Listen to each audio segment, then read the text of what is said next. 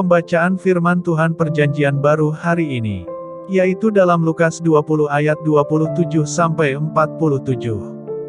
Pertanyaan orang Saduki tentang kebangkitan. Maka datanglah kepada Yesus beberapa orang Saduki, yang tidak mengakui adanya kebangkitan. Mereka bertanya kepadanya, "Guru, Musa menuliskan perintah ini untuk kita, jika seorang yang mempunyai saudara laki-laki mati sedang istrinya masih ada, tetapi ia tidak meninggalkan anak, saudaranya harus kawin dengan istrinya itu dan membangkitkan keturunan bagi saudaranya itu." Adalah 7 orang bersaudara. Yang pertama kawin dengan seorang perempuan lalu mati dengan tidak meninggalkan anak. Lalu perempuan itu dikawini oleh yang kedua, dan oleh yang ketiga, dan demikianlah berturut-turut oleh ke-7 saudara itu. Mereka semuanya mati dengan tidak meninggalkan anak. Akhirnya perempuan itu pun mati. Bagaimana sekarang dengan perempuan itu? Siapakah di antara orang-orang itu yang menjadi suaminya pada hari kebangkitan? Sebab ketujuhnya telah beristrikan dia. Jawab Yesus kepada mereka, "Orang-orang dunia ini kawin dan dikawinkan. Tetapi mereka yang dianggap layak untuk mendapat bagian dalam dunia yang lain itu dan dalam kebangkitan dari antara orang mati, tidak kawin dan tidak dikawinkan. Sebab mereka tidak dapat mati lagi, mereka sama seperti malaikat-malaikat dan mereka adalah anak-anak Allah, karena mereka telah dibangkitkan." Tentang bangkitnya orang-orang mati, Musa telah memberitahukannya dalam nas tentang semak duri, di mana Tuhan disebut Allah Abraham, Allah Ishak dan Allah Yakub. Ia bukan Allah orang mati, melainkan Allah orang hidup, sebab di hadapan Dia semua orang hidup. Mendengar itu beberapa ahli Taurat berkata, "Guru, jawabmu itu tepat sekali." Sebab mereka tidak berani lagi menanyakan apa-apa kepada Yesus. Hubungan antara Yesus dan Daud. Tetapi Yesus berkata kepada mereka, "Bagaimana orang dapat mengatakan bahwa Mesias adalah anak Daud? Sebab Daud sendiri berkata dalam kitab Mazmur, 'Tuhan telah berfirman kepada Tuanku, duduklah di sebelah kananku, sampai kubuat musuh-musuhmu menjadi tumpuan kakimu.' Jadi Daud menyebut Dia tuannya, bagaimana mungkin ia anaknya pula?" Yesus menasihatkan supaya waspada terhadap ahli-ahli Taurat. Ketika semua orang banyak mendengarkan, Yesus berkata kepada murid-muridnya, "Waspadalah terhadap ahli-ahli Taurat yang suka berjalan-jalan memakai jubah panjang dan suka menerima penghormatan di pasar, yang suka duduk di tempat terdepan di rumah ibadat dan di tempat terhormat dalam perjamuan, yang menelan rumah janda-janda dan yang mengelabui mata orang dengan doa yang panjang-panjang. Mereka itu pasti akan menerima hukuman yang lebih berat." Demikianlah pembacaan firman Tuhan Perjanjian Baru hari ini. Pembacaan firman Tuhan Perjanjian Lama hari ini, yaitu dalam 2 Samuel pasal 15 dan 16. 2 Samuel 15 ayat 1-37. Absalom mengadakan persepakatan gelap. Sesudah itu Absalom menyediakan baginya sebuah kereta serta kuda dan 50 orang yang berlari di depannya. Maka setiap pagi berdirilah Absalom di tepi jalan yang menuju pintu gerbang. Setiap orang yang mempunyai perkara dan yang mau masuk menghadap raja untuk diadili perkaranya, orang itu dipanggil Absalom dan ditanya, "Dari kota manakah engkau?" Apabila ia menjawab, "Hambamu ini datang dari suku Israel anu." Maka berkatalah Absalom kepadanya, "Lihat, perkaramu itu baik dan benar, tetapi dari pihak raja tidak ada seorang pun yang mau mendengarkan engkau." Lagi kata Absalom, "Sekiranya aku diangkat menjadi hakim di negeri ini, maka setiap orang yang mempunyai perkara atau pertikaian hukum boleh datang kepadaku, dan aku akan menyelesaikan perkaranya dengan adil. Apabila seseorang datang mendekat untuk sujud menyembah kepadanya, maka diulurkannyalah tangannya, dipegangnya orang itu dan diciumnya." Cara yang demikianlah diperbuat Absalom kepada semua orang Israel yang mau masuk menghadap untuk diadili perkaranya oleh raja, dan demikianlah Absalom mencuri hati orang-orang Israel. Sesudah lewat 4 tahun bertanyalah Absalom kepada raja, "Izinkanlah aku pergi, supaya di Hebron aku bayar nazarku, yang telah kuikrarkan kepada Tuhan. Sebab hambamu ini, ketika masih tinggal di Gesur, di Aram, telah bernazar, demikian, jika Tuhan sungguh-sungguh memulangkan aku ke Yerusalem, maka aku akan beribadah kepada Tuhan." Lalu berkatalah raja kepadanya, "Pergilah dengan selamat." Maka berkemaslah Absalom dan pergi ke Hebron. Dalam pada itu Absalom telah mengirim utusan-utusan rahasia kepada segenap suku Israel dengan pesan, "Segera sesudah kamu mendengar bunyi sangkakala, berserulah, Absalom sudah menjadi raja di Hebron." Beserta Absalom turut pergi 200 orang dari Yerusalem, orang-orang undangan yang turut pergi tanpa curiga dan tanpa mengetahui apapun tentang perkara itu. Ketika Absalom hendak mempersembahkan korban, disuruhnya datang Ahitofel, orang Gilo itu, penasihat Daud, dari Gilo, kotanya. Demikianlah persepakatan gelap itu menjadi kuat, dan makin banyaklah rakyat yang memihak Absalom. Daud melarikan diri dari Yerusalem.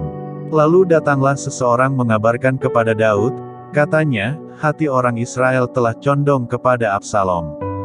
Kemudian berbicaralah Daud kepada semua pegawainya yang ada bersama-sama dengan dia di Yerusalem, "Bersiaplah, marilah kita melarikan diri, sebab jangan-jangan kita tidak akan luput daripada Absalom.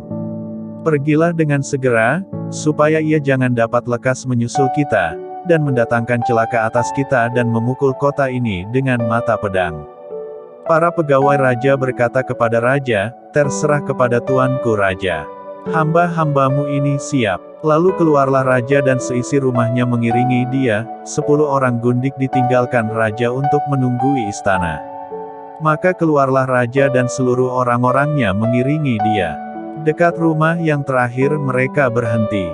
Sedang semua pegawainya berjalan melewatinya, juga semua orang Kreti dan semua orang Pleti. Juga semua orang Gad, 600 orang banyaknya, yang mengiringi dia sejak dari Gad, berjalan melewati raja. Lalu bertanyalah raja kepada Itai, orang Gad itu, "Mengapa pula engkau berjalan beserta kami? Pulanglah dan tinggallah bersama-sama raja, sebab engkau orang asing, lagi pula engkau orang buangan dari tempat asalmu. Baru kemarin engkau datang, masakan pada hari ini aku akan membawa engkau mengembara bersama-sama kami, padahal aku harus pergi entah kemana. Pulanglah dan bawalah juga saudara-saudaramu pulang, mudah-mudahan Tuhan menunjukkan kasih dan setia kepadamu."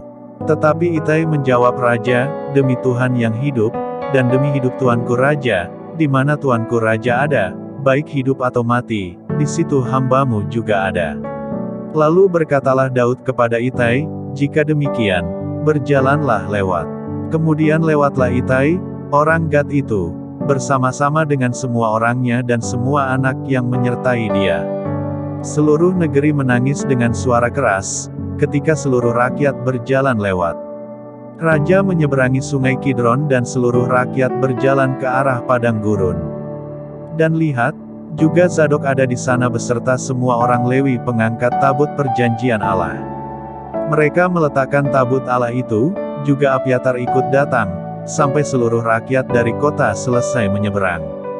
Lalu berkatalah raja kepada Zadok, "Bawalah tabut Allah itu kembali ke kota, jika aku mendapat kasih karunia di mata Tuhan, maka ia akan mengizinkan aku kembali, sehingga aku akan melihatnya lagi, juga tempat kediamannya. Tetapi jika ia berfirman, 'Begini, aku tidak berkenan kepadamu,' maka aku bersedia, biarlah dilakukannya kepadaku apa yang baik di matanya." Lagi berkatalah raja kepada Zadok, imam itu, "Jadi, engkau dan Abiatar, pulanglah ke kota dengan selamat beserta anakmu masing-masing, yakni Ahimaas anakmu dan Yonatan, anak Abiatar. Ketahuilah, aku akan menanti di dekat tempat-tempat penyeberangan ke padang gurun, sampai ada kabar dari kamu untuk memberitahu aku." Lalu Zadok dan Abiatar membawa tabut Allah itu kembali ke Yerusalem dan tinggallah mereka di sana. Daud mendaki bukit Zaitun sambil menangis, kepalanya berselubung dan ia berjalan dengan tidak berkasut. Juga seluruh rakyat yang bersama-sama dengan dia masing-masing berselubung kepalanya, dan mereka mendaki sambil menangis. Ketika kepada Daud dikabarkan, demikian, Ahitofel ada di antara orang-orang yang bersepakat dengan Absalom, maka berkatalah Daud, "Gagalkanlah kiranya nasihat Ahitofel itu, ya Tuhan." Ketika Daud sampai ke puncak, ke tempat orang sujud menyembah kepada Allah. Maka datanglah Husai, orang Arki, mendapatkan dia dengan jubah yang terkoyak dan dengan tanah di atas kepala. Berkatalah Daud kepadanya, "Jika engkau turut dengan aku, maka engkau menjadi beban kepadaku nanti. Tetapi jika engkau kembali ke kota dan berkata kepada Absalom, 'Aku ini hambamu, ya Raja, sejak dahulu aku hamba ayahmu, tetapi sekarang aku menjadi hambamu,' dengan demikian engkau dapat membatalkan nasihat Ahitofel demi aku. Bukankah Zadok dan Abiatar, imam-imam itu, ada bersama-sama engkau di sana? Jadi segala yang kau dengar dari dalam istana raja, haruslah kau beritahukan kepada Zadok dan Abiatar, imam-imam itu. Ingatlah, di sana bersama-sama dengan mereka ada kedua anak mereka, Ahimaas anak Zadok dan Yonatan anak Abiatar, dengan perantaraan mereka haruslah kamu kirimkan kepadaku segala hal yang kamu dengar." Dan tibalah Husai, sahabat Daud, di Yerusalem tepat pada waktu Absalom masuk ke kota itu. 2 Samuel 16 ayat 1-23. Daud bertemu dengan Ziba. Ketika Daud baru saja melewati puncak, datanglah Ziba, hamba Mefiboset, mendapatkan dia membawa sepasang keledai yang berpelana, dengan muatan 200 ketul roti, 100 buah kue kismis, 100 buah-buahan musim panas dan sebuyung anggur. Lalu bertanyalah raja kepada Ziba, "Apakah maksudmu dengan semuanya ini?" Jawab Ziba, "Keledai-keledai ini bagi keluarga raja untuk ditunggangi, roti dan buah-buahan ini bagi orang-orangmu untuk dimakan, dan anggur ini untuk diminum di padang gurun oleh orang-orang yang sudah lelah." Kemudian bertanyalah raja, "Di manakah anak tuanmu?" Jawab Ziba kepada raja, "Ia ada di Yerusalem, sebab katanya, pada hari ini kaum Israel akan mengembalikan kepadaku kerajaan ayahku."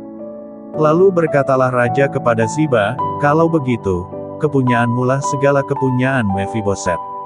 Kata Ziba, "Aku tunduk. Biarlah kiranya aku tetap mendapat kasih di matamu, ya tuanku raja." Simei mengutuki Daud. Ketika Raja Daud telah sampai ke Bahurim, keluarlah dari sana seorang dari kaum keluarga Saul, ia bernama Simei bin Gera. Sambil mendekati raja, ia terus-menerus mengutuk Daud dan semua pegawai Raja Daud dilemparinya dengan batu, walaupun segenap tentara dan semua pahlawan berjalan di kiri kanannya. Beginilah perkataan Simei pada waktu ia mengutuk, "Enyahlah, enyahlah, engkau penumpah darah, orang Dursila. Tuhan telah membalas kepadamu segala darah keluarga Saul, yang engkau gantikan menjadi raja, Tuhan telah menyerahkan kedudukan raja kepada anakmu Absalom. Sesungguhnya, engkau sekarang dirundung malang, karena engkau seorang penumpah darah." Lalu berkatalah Abisai, anak Zeruya, kepada raja, "Mengapa anjing mati ini mengutuki tuanku raja? Izinkanlah aku menyeberang dan memenggal kepalanya." Tetapi kata raja, "Apakah urusanku dengan kamu, hai anak-anak Zeruya? Biarlah ia mengutuk, sebab apabila Tuhan berfirman kepadanya, 'Kutukilah Daud,' siapakah yang akan bertanya, 'Mengapa engkau berbuat demikian?'" Pula kata Daud kepada Abisai dan kepada semua pegawainya, "Sedangkan anak kandungku ingin mencabut nyawaku, terlebih lagi sekarang orang Benyamin ini.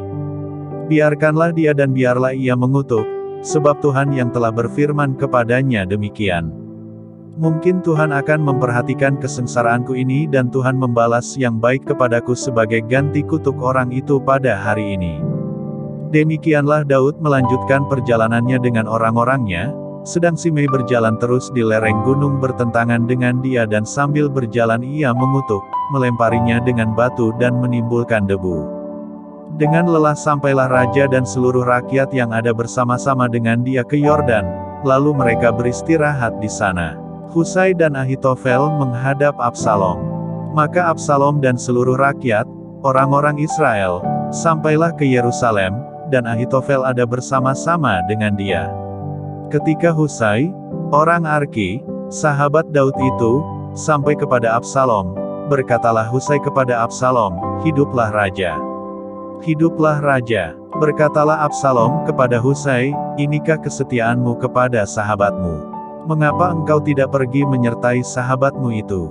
Lalu berkatalah Husai kepada Absalom, "Tidak, Tetapi dia yang dipilih oleh Tuhan dan oleh rakyat ini dan oleh setiap orang Israel, dialah yang memiliki aku dan bersama-sama dengan dialah aku akan tinggal. Lagi pula, kepada siapakah aku memperhambakan diri? Bukankah kepada anaknya? Sebagaimana aku memperhambakan diri kepada ayahmu, demikianlah aku memperhambakan diri kepadamu. Kemudian berkatalah Absalom kepada Ahitofel, berilah nasihat, apakah yang harus kita perbuat? Lalu jawab Ahitofel kepada Absalom, hampirilah gundik-gundik ayahmu yang ditinggalkannya untuk menunggui istana. Apabila seluruh Israel mendengar, bahwa engkau telah membuat dirimu dibenci oleh ayahmu, maka segala orang yang menyertai engkau, akan dikuatkan hatinya. Maka dibentangkanlah kemah bagi Absalom di atas Sotoh, lalu Absalom menghampiri gundik-gundik ayahnya di depan mata seluruh Israel. Pada waktu itu nasihat yang diberikan Ahitofel adalah sama dengan petunjuk yang dimintakan daripada Allah, demikianlah dinilai setiap nasihat Ahitofel, baik oleh Daud maupun oleh Absalom. Demikianlah pembacaan firman Tuhan hari ini. Tuhan Yesus memberkati.